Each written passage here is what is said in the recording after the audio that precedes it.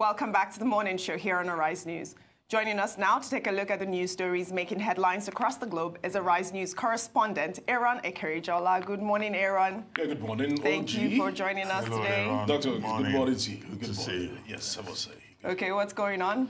All right, let's start it here in Nigeria and tell you that the Academic Staff Union of Polytechnic in Nigeria, ASAP, Benue State Polytechnic Chapter, Ugbokolo, I beg your pardon, has broken the silence on the rape case hanging around the neck of its member, Andrew Ogboja.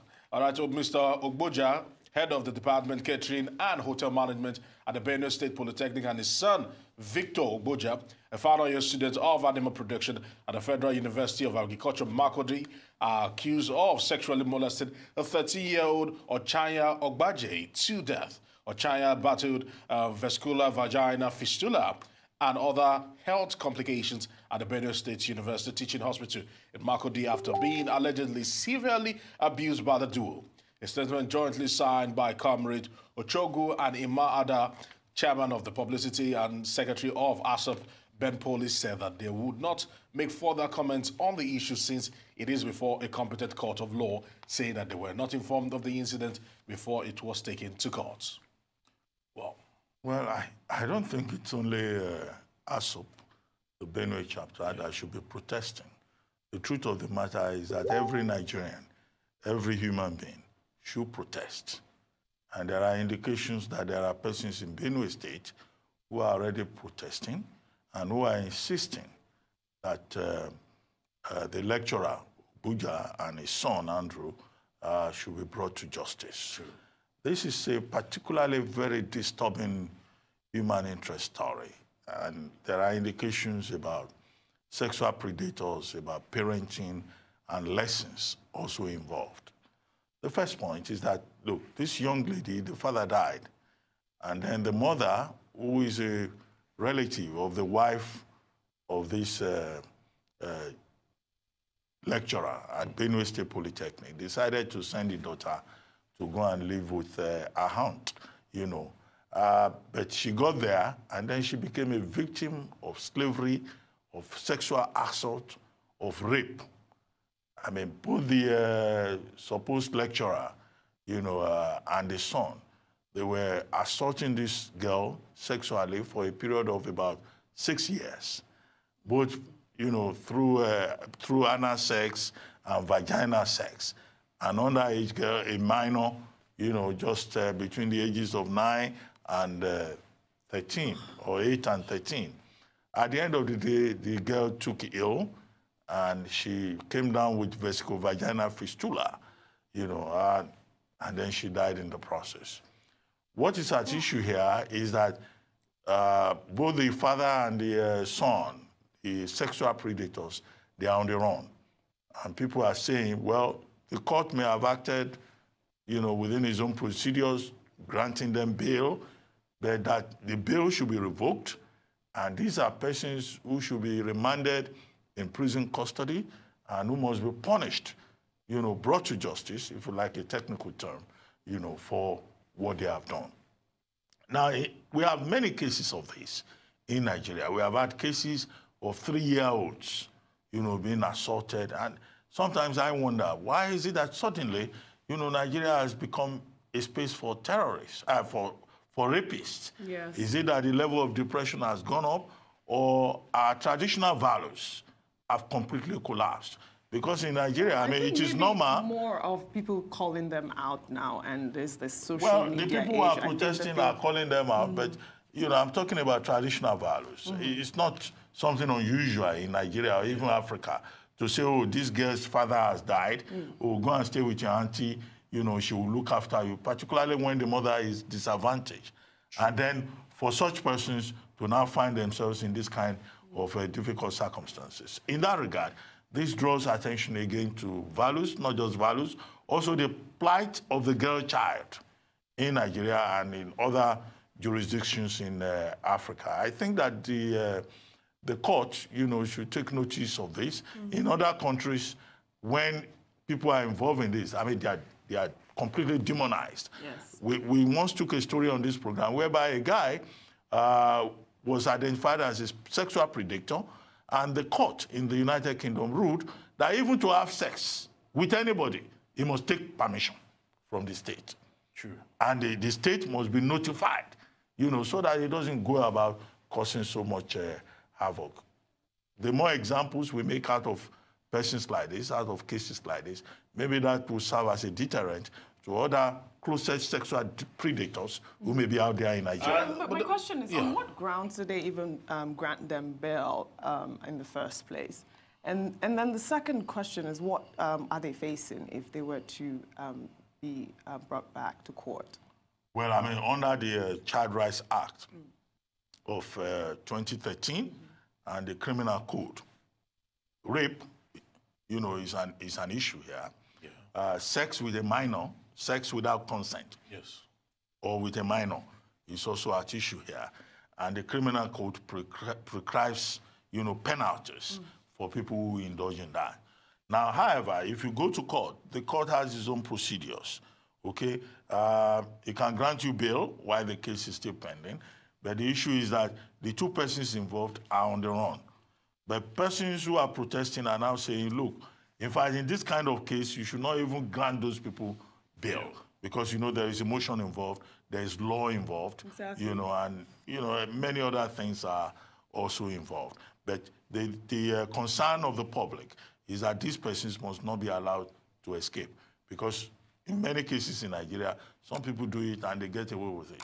They even come and say, oh, we have settled the matter at the family level. This is not a matter that can be settled at the family level. That's why, as much as possible, now you mentioned it, if we have a sex offenders register in Nigeria, whereby it is actually there in the public domain, where people can actually say, go through it and say that, okay, XYZ at a certain time was a sexual predator and probably still has that tag hanging over him, and he knows that his family's name is scarred for life.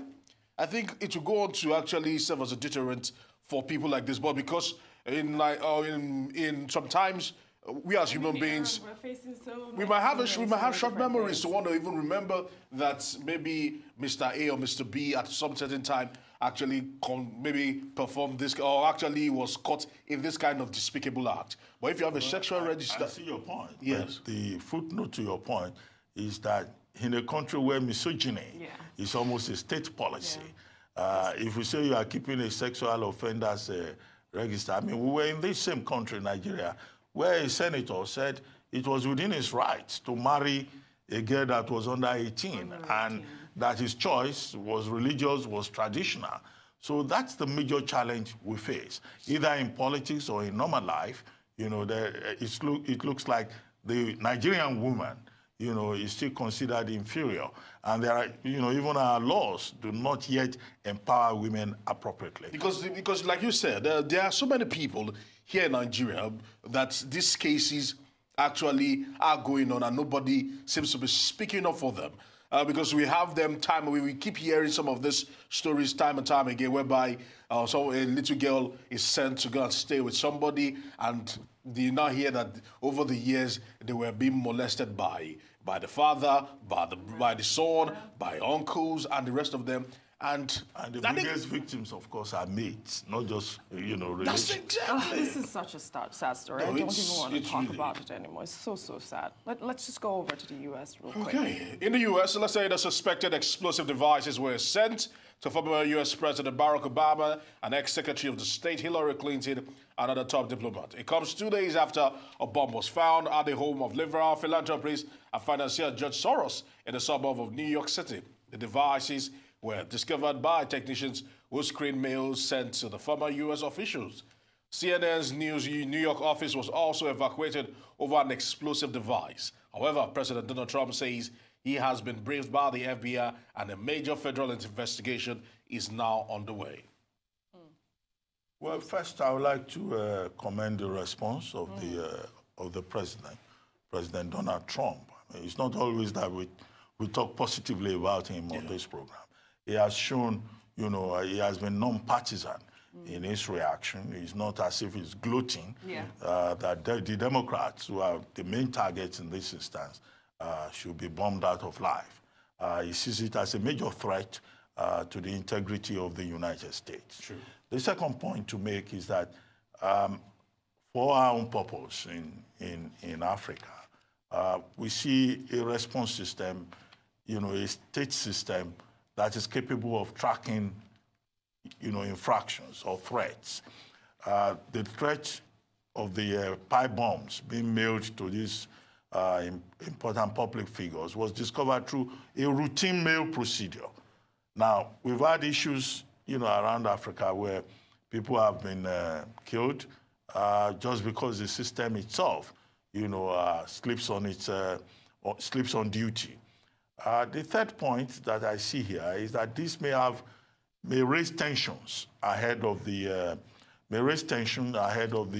midterm elections. Okay. Yes. Democrats have been targeted, and then that would further deepen the tension within the United States environment as the people go to the midterm elections. The fourth point to make, however, is that although I opened my comment with a commendation of what President Trump has done, the thing again is that it goes back to him because he has been largely responsible for a lot of hate speech through Twitter and in the statements that he has been making. And do you know that he blamed the media because of this as well? Yeah, and CNN, the CNN New York office was also targeted. Yes. And President Trump, singles out CNN as a major target of his vituperations. So I think that at the end of the day, the investigations will be useful, but President Trump and the Republicans and other politicians in the United States must learn a lesson from these, that when you demarcate, condemn, public figures, you could create this kind of situation where they become targets for acts of terrorism. True. True. It's really an act of domestic terrorism at this point because, like you rightly point out, the system in which they detected those mail was very commendable. But the fact is, why is this happening now? I mean, I know it's the midterms elections coming up, On the but 6th, and they are targeting Democrats, like you just said. So that's the question in the air right now, and it's. But the good thing is that it was all clamped down before it actually went out of control. Yeah. Although the New York office of CNN was evacuated, but ultimately things were being put under control, and that's the good thing. No lives were lost. So at least commendation must be given to the agency because it was prevented. Yes. That's what I said, the commendations must be given to the agency for actually preventing what would have been a national disaster. Again, maybe I should make a point because we keep using our own experience to benchmark some of these things. Now, you see in the United States where, the security of prominent individuals has been breached, you see the state, the presidency, defending them, and protecting them. Now, and the opposition. Yeah, if it were Nigeria, once you leave government and you are not in power, the people who are in power, particularly the kind of thing we're seeing now, they really don't care what happens to you. True. And I think that what matters is that every country has icons, symbols, important figures who need to be protected, whatever kind of politics they play. And I guess that, there is a lesson here for many African leaders who just think that, once you are out of power, you are no longer important. America recognizes the rights of those persons because, the system understands that those people represent something, within the value system of the entire society. Speaking of African leaders, the Ethiopian president has just resigned. What's that story, real quick? Let's tell you that Mulatu Tesome, the Ethiopian president, on Wednesday filed resignation request to the Ethiopian parliament. Tesome, who has been the East African country's head of state since October of 2013, submitted his letter of resignation, and the Ethiopian parliament's two houses are scheduled to consider his resignation. The houses would eventually name his successor in a joint extraordinary session on Thursday, which is today. Tesome is a member of the Oromo Democratic Party, one of the four member parties of the ruling Ethiopian People's Revolutionary Democratic Front. His imminent resignation also came shortly after the Ethiopian government's cabinet reshuffled. Well, I think the more important thing here is what Prime Minister Abiy, has been able to do. Ethiopia is a major field of ethnic tensions, Yes. ethnic storm, and all of that. Quite commendable. The president is largely ceremonial. It's largely a ceremonial position.